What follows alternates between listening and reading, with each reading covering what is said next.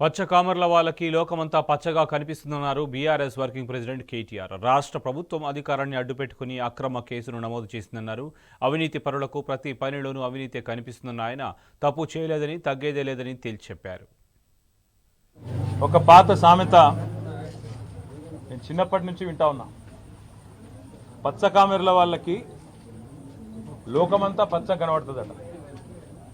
అట్లాగే అవినీతి పరులకి అడ్డమైన పనులు చేసే అలవాటు ఉన్న వాళ్ళకి 50 లక్షల రూపాయలతో దొరికిన దొంగలకి పొలిటికల్ బ్రోకర్లకి ప్రతి పనిలోనూ అవినీతి, ప్రతి కార్యక్రమంలో కూడా ఎంతో కొంత చేతులు మారింటుందనే ఒక మూర్ఖపు తెలివి తక్కువ ఆలోచన వాళ్ళకు ఉంటుంది.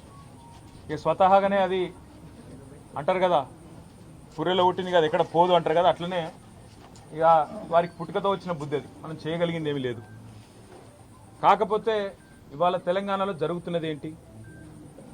పొద్దున్న నుంచి కాంగ్రెస్ నాయకుల హడావుడి, ఏదో జరిగిపోయింది. ఏం జరిగింది అసలు?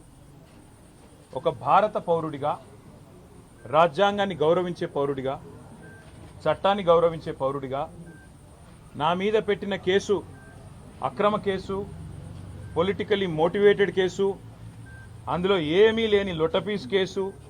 కానీ ఏదో ఒకటి అయినా సరే అతికిచ్చి, ఏదో ఒకటి చేసి బట్టగాల్చి మీదేసి ఏదో జరిగింది అని చూపెట్టే ప్రయత్నంలో పెడుతున్న కక్ష సాధింపు కేసు అని తెలిసినా ఏసీబీ విచారణకు పిలిస్తే గౌరవించి నిన్న పొద్దున 10 గంటలకు నేను పోయినా.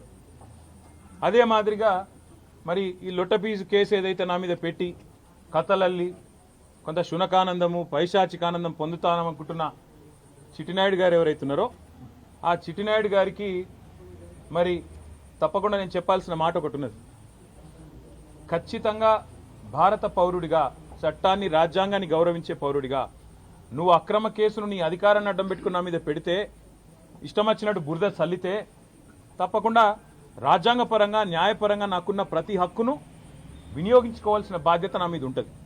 అందుకే నేను ఏసీబీ ఆఫీస్కు పోయినా లాయర్ తీసుకుపోతా అని చెప్పినా, లాయర్తో సహా విచారణకు హాజరవుతా, మీరు ఏం అడిగితే చెప్తా అని చెప్పినా నువ్వు భయపడ్డావు, నేను భయపడలేదు. నేను అర్ధగంట 40 నిమిషాలు ఎదురు చూసినా నీ వ్యవస్థ ఎందుకో కానీ మరి నా నుంచి ప్రశ్నలు అడగడానికి వెనుకకు పోయింది.